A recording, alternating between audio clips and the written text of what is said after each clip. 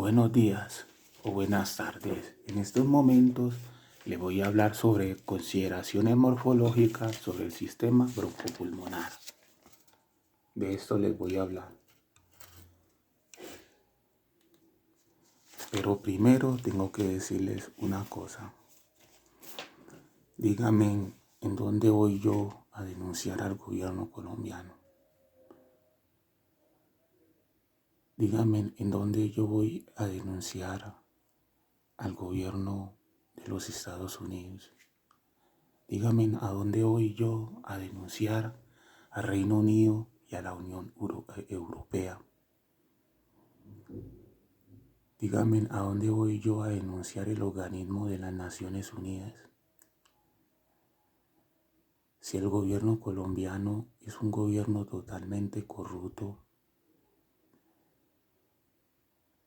y el gobierno de los Estados Unidos y en alianza entre el gobierno colombiano y el gobierno de los Estados Unidos, Reino Unido, la Unión Europea y el secretario general Antonio Guterres se pusieron de acuerdo para llevar a cabo operaciones de exterminio contra mí, con el fin de matar y robarle al maestro Jorge Luis Mosquera Sánchez la medicina biológica y genética y el dinero. Dígame a dónde voy yo a denunciar.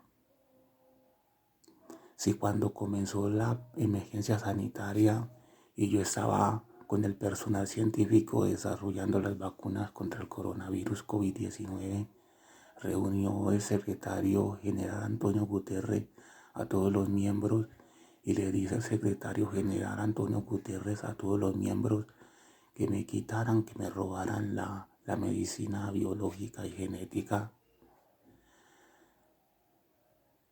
cuyos miembros de las Naciones Unidas me dijeron, los aliados, me dijeron que sobre los planes que tenía planeado el secretario general Antonio Guterres. Por eso díganme a dónde yo voy y denuncio, al gobierno colombiano si desde que yo comencé en el 2013 a hacer el proceso de paz entre el gobierno colombiano y la guerrilla de la FARC, he venido siendo víctima del Estado colombiano y siendo antiterrorista urbano del batallón Pedro Nelo Espina, siendo antiterrorista urbano del Estado y estoy siendo víctima. Dígame a dónde voy yo a denunciar. Dígame a dónde yo voy a denunciar cuando estoy siendo víctima de la misma institución, del mismo gobierno, del mismo Estado. Le dijo el secretario a todos los miembros del Consejo de Seguridad que me robaran, que me quitaran la medicina biológica y genética. Israel dijo que él había matado en Palestina y en Gaza a esos funcionarios de las Naciones Unidas porque la ONU es un organismo totalmente corrupto. Es un organismo totalmente corrupto. Y dígame a dónde voy yo a denunciar al gobierno colombiano si el gobierno colombiano y el gobierno de los Estados Unidos son aliados. Pero en estos momentos voy a hablar sobre consideraciones morfológicas sobre el sistema broncopulmonar.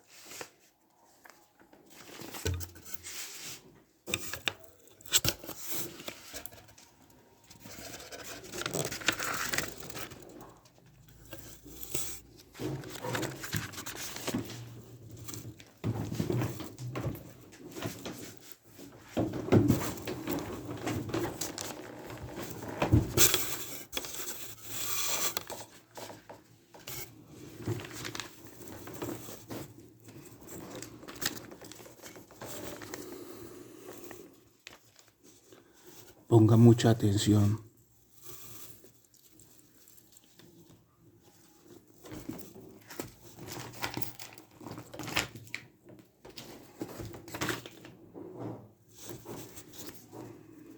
A partir de la rinofaringe, y laringe inicia el aparato respiratorio por la tráquea, la cual ocupa una posición central, pero desplazada ligeramente hacia la derecha por la aorta, desplazamiento que se acentúa con la edad. Se bifurca que la tráquea a nivel de la quinta y sexta vértebra dorsal, dando lugar en la carina a los dos bronquios principales, el derecho más corto y continuado. Prácticamente la dirección de la tráquea, disposición anatómica significativa en algunas enfermedades por aspiración. Los bronquios se subdividen dicotómicamente, originando ramas que se designan en términos de generaciones de las vías aéreas, recibiendo un número que comienza en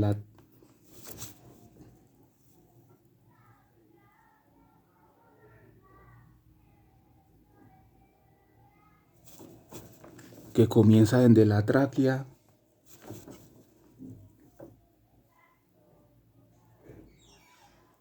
o generación y termina en las vías más periféricas, en los sacos alveolares. La generación es 23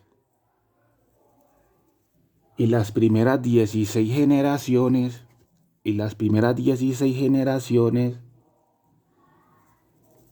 sirven para conducir el aire, no contienen alvéolos ni capilares, constituyen un espacio muerto, y las restantes generaciones comprenden el mayor volumen pulmonar que intervienen en el intercambio gaseoso o fusión respiratoria propiamente dicha. El sistema bronquial se divide de tal manera que los diámetros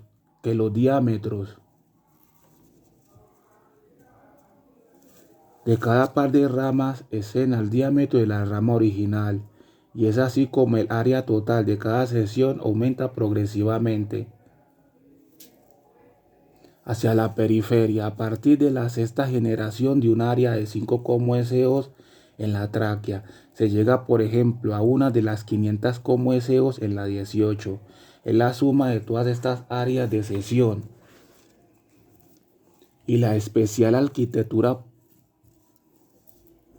pulmonar explica que la superficie total para el intercambio gaseoso sea de unos 70 ml. El aumento en sus áreas de sección conlleva a una reducción de la resistencia aérea, y es así como solo del 10 al 20% de la resistencia total están localizadas en las vías aéreas terminales, con diámetro interno inferior a los 2 milímetros. La resistencia restante en la tráquea y bronquios con diámetro mayor.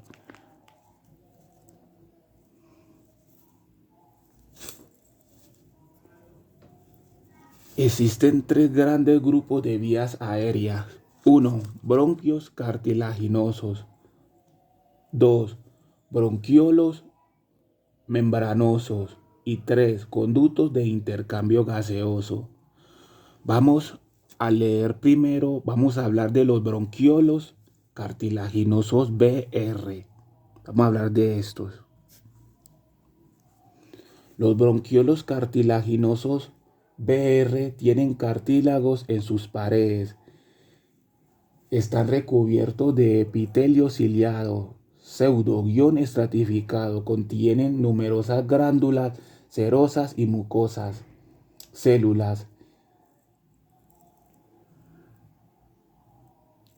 caliciforme o enraqueta glándulas y células secretan mucus, siendo el volumen de las primeras 100 veces mayor que de las segundas. El mucus y las cilias constituyen elementos fundamentales en el mecanismo de limpieza y protección del sistema bronco-pulmonar. Pero vamos a volver a repetir esta. B y R. Los bronquiolos cartilaginosos BR tienen cartílagos en sus paredes. Están recubiertos de epitelio ciliado, pseudo-estratificado. Contienen numerosas glándulas serosas y mucosas, células caliciformes o enraqueta glándulas y células secretan mucus, siendo el volumen de las primeras 100 veces mayor que de las segundas. El mucus y las cilias constituyen elementos fundamentales en el mecanismo de limpieza y protección del sistema broncopulmonar. Vamos a hablar de los bronquiolos membranosos BL. Los bronquiolos membranosos BL de diámetro inferior a 1 mm carecen de cartílagos, de células caliciformes y de cilia. Al carecer de cartílagos, son fácilmente deformables, pero su sostén lo proporciona la red de tejidos conectivos pulmonar que los rodean. Constituyen las primeras, constituyen las generaciones 11 a la 16, porque su última división se denomina bronquiolo terminal, BL, BLT-Z16, donde existen las células. Declaran que muy posiblemente secretan ácido palmítico, precursor de la sustancia tensoactiva. Los conductos de intercambio gaseoso. Vamos a leer B, L y R. Aquí donde la B, L y R. Vamos a leer los conductos de intercambio gaseoso. Los conductos de intercambio gaseoso se inician por el bronquiolo respiratorio de primer orden, B, L y R. Llamado respiratorio por poseer alvéolos en sus paredes, dan estos origen a los de segundo orden, esto a los de tercer orden con mayor número de alvéolos que los de primer y segundo orden, y terminan en la unidad respiratoria terminal. Los bronquiolos respiratorios poseen alvéolos, carecen de epitelio bronquiolar y están rodeados por una fina red capilar. Vamos con la unidad respiratoria terminal, URT. La unidad respiratoria terminal URT, elemento del intercambio gaseoso, está formada de varios conductos alveolares K, con sus correspondientes alvéolos. Su tamaño exacto no se puede precisar, pero cada unidad contiene aproximadamente 100 conductos y hay 2.000 alvéolos. Hay 150.000 unidades en los pulmones normales de un adulto. Y es a esta estructura a la que se refieren los filólogos cuando hablan del alvéolo, no alvéolo anatómico, de los cuales hay aproximadamente 300 millones. Punto. Estos alvéolos no aparecen en su totalidad al nacimiento, sino que aumentan el volumen y su número en proporción a la talla del individuo, disminuyendo su superficie en un 4% por década después de los 30 años, disminución que sumada al aumento del volumen de cierre, que también aumenta con la edad, puede explicar la disminución de la capacidad de difusión y de la tensión arterial del O2 con el transcurso de los años. Una división pulmonar que es conveniente definir para entender la patología del efisema es el ansinus, que consiste de todas las estructuras distales a un bronquiolo terminal. BT, bronquiolo terminal. BR1, bronquiolo respiratorio de primer orden. BR2, bronquiolo respiratorio de segundo orden. BR3, bronquiolo respiratorio de tercer orden. K, conducto alveolar. SA, saco alveolar. A, alvéolo. URT, unidad respiratoria terminal.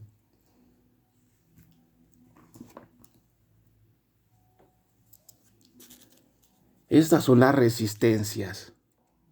Las resistencias estas de los bronquios. Esta es la tráquea.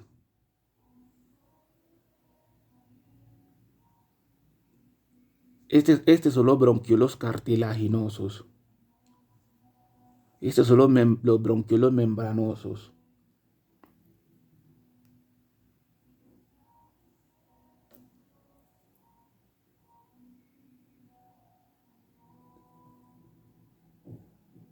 Y estos son los bronquiolos terminal BLT-Z16, donde existen las células. Declaran que muy posible secretan ácido palmítico, precursor de la sustancia tensoactiva. Y cuando leemos y cuando estudiamos los bronquiolos cartilaginosos BR, que contienen cartílagos en sus paredes, están recubiertos de epitelio ciliado, pseudo-guión estratificado, contienen numerosas glándulas serosas y mucosas y células caliciformes o erraqueta glándulas y células secretas mucus, siendo el volumen de las primeras 100 veces mayor que de la segunda. El mucus y las cilias constituyen elementos fundamentales en el mecanismo de limpieza y protección del sistema bronco-pulmonar.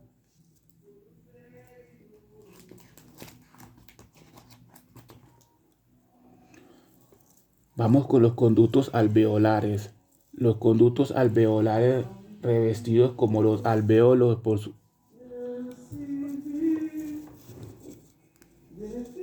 Los conductos alveolares revestidos como los alvéolos por una simple capa de células funcionan como vía de conducción y además para el intercambio gaseoso. Poseen músculo liso con propiedad de autorregular el volumen y la distensibilidad de la unidad respiratoria terminal. El alvéolo está tapizado por dos clases de células llamadas neumonocitos. El neumonocito 1 constituye el elemento celular más abundante en la célula para el intercambio gaseoso. Desempeña función de barrera entre la luz alveolar y la red capilar intersticial. Impide la transsudación del líquido hacia el alvéolo. Son designadas también células A y pequeñas células alveolares. Designación errónea, pues no son tan pequeñas. Predominantemente hacia los ángulos de los alvéolos coexisten unas células cuboidales con citoplasma granular. Son los neumonocitos 2, llamados también células B. Grandes células alveolares y neumonocitos granulares son metabólicamente muy activas. Contienen numerosos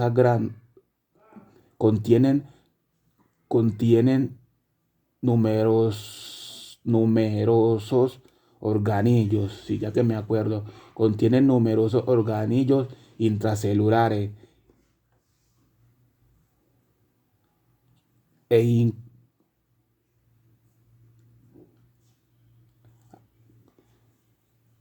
contienen numerosos organillos intracelulares, inclusiones homofílicas, consideradas como el origen de la sustancia tensoactiva. Al parecer no tienen propiedades fagocíticas, pero sí una gran capacidad de reproducción y reemplazan a los neumonocitos 1, como se verá posteriormente. Son las responsables de la síntesis, almacenamiento y secreción del dipalmitato de lecitina, principal componente de la sustancia tensoactiva. Las células tipo 1 son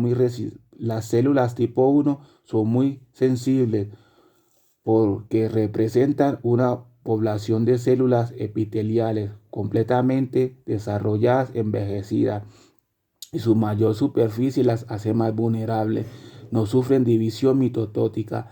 Las células 2 son más resistentes y actúan como células madre para reemplazar a las del tipo 1.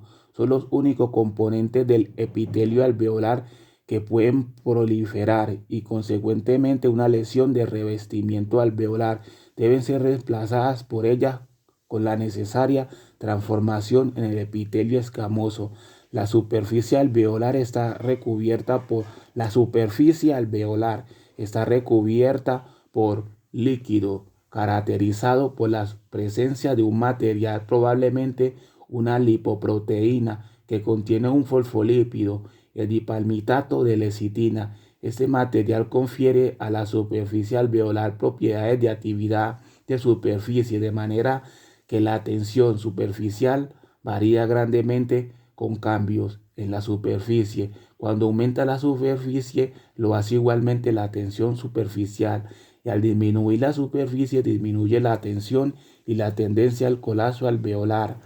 Hay otros elementos celulares que merecen mención. Son ellos los macrófagos alveolares, las células cebadas o mastoncitos y los corpúsculos neuroepiteliales. Vamos a hablar de los macrófagos alveolares. Su número en el pulmón se ha calculado en 600 millones y difiere de otras células fagocíticas, tales como el leucocito moliformonuclear, el monocito y el macrófago peritonean en su metabolismo intermediario, en la captación de lípidos, y en la actividad enzimática. Su superficie